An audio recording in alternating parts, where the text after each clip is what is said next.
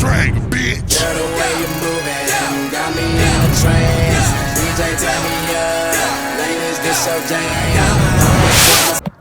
Hey guys, all you want paintball here. Chances are if you clicked on this video, you're looking into buying your first paintball marker. Great, but there are two types of styles to consider, speedball and woodsball.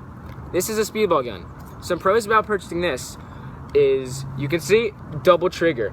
You can shoot very quick with this, allows you to put more paint downfield and shoot very fast. They're very lightweight, very small. I can almost grip it with my hand. Very, very small, very maneuverable, easy to move around, and they're very comfortable. Some other things, the ASA allows making a tank, screwing it and unscrewing it very, very easy, no hassle. Parts, very easy to get into, bolt just comes right out. Most of the parts are right there to clean, to easy reach, no tools needed.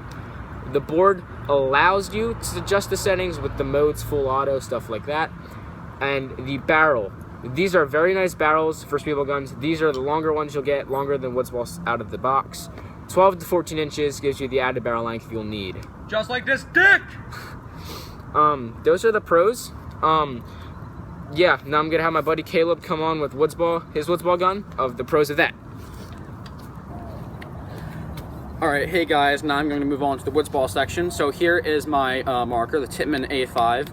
As you see, it looks like a MP5 submachine gun, which is a real gun. So right there, woodsball guns have the realistic factor that like really does add up for like the military simulation guys. Also, the customability of these. Right now, I have a long barrel on it. In Apex, it can curve around corners and stuff. Also, I have a rail, which on that rail, I can put a red dot sight.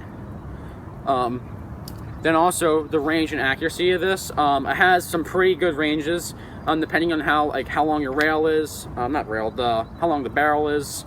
Also, the accuracy. The longer the barrel, the accuracy goes up, and also with its slower fire rate, it's also it also has time to, I guess, just get ready for the next shot. So the accuracy does increase. Also, with your woodsball guns, you also have mag fed. So here is a Kingman Eraser pistol. It is a 43 caliber pistol.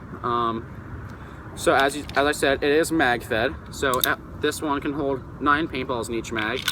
Also, it has a fast CO2 reload right here on the bottom. This little pin that you pull out.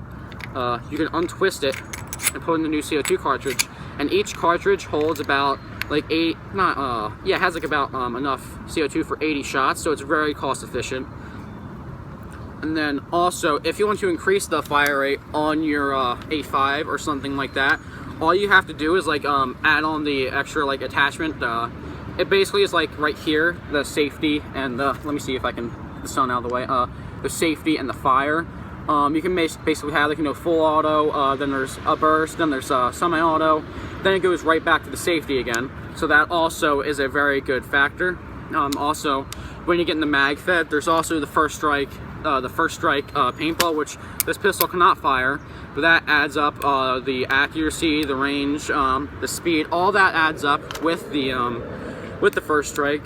So yeah, that's about it for the pros of the woodsball gun. Now let's move on to the cons of the speedball gun. Hey guys, I'm back, and right now, I'm going to be talking about the cons of owning a speedball gun. Now with every gun, with every pro, there are also cons. Main con, very important, price. If you're on a budget, this is not for you. These guns can go to $300 to $1,500. That is a lot of money for one gun. Some other cons, these are very fragile. You can't bang them around, you can't get them wet, it'll ruin the internals. If one internal is ruined, the whole gun stops working completely, which is very important to consider.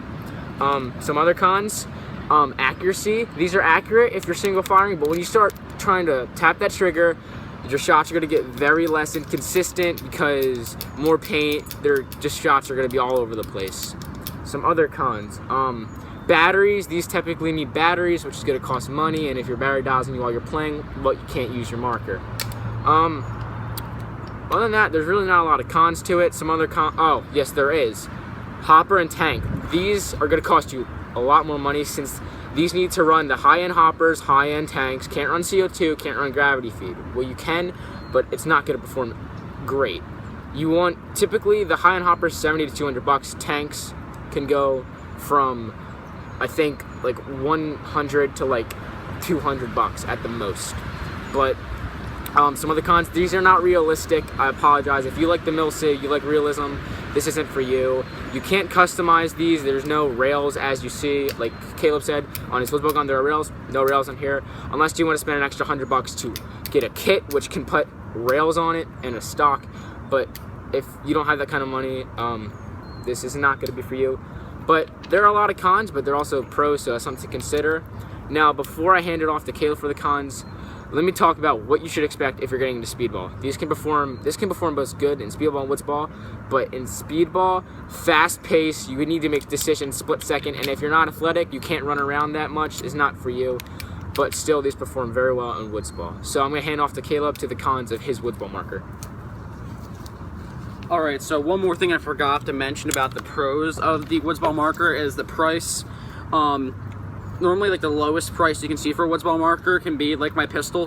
This pistol was only $60, and this isn't even the cheapest. So sometimes the prices range from, like, 20 bucks going up into the thousands. The Die Dam, which is one of the nicest woodsball markers out there, that is about $1,000. So yeah. So the cons of this is that they are a bit heavy, the woodsball guns. With all of my attachments and stuff on my gun, which actually they really do help out with the performance. It weighs maybe like 20 pounds, which for somebody who's a bit younger, that's a bit too much. What else? There really isn't that much wrong with the woodsball gun. Oh, actually, one more thing.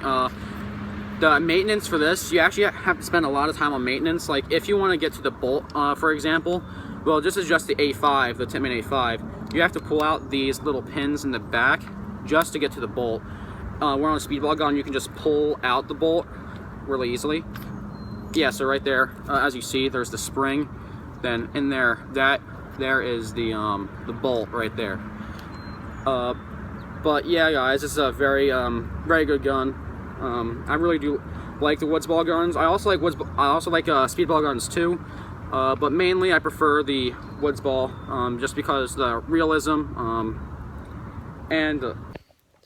Alright guys, that's been All You Want Paintball. Hopefully our pros and cons influenced you to pick a marker that you like. Remember, it's all about preference. So thank you for watching. Please rate, comment, and subscribe.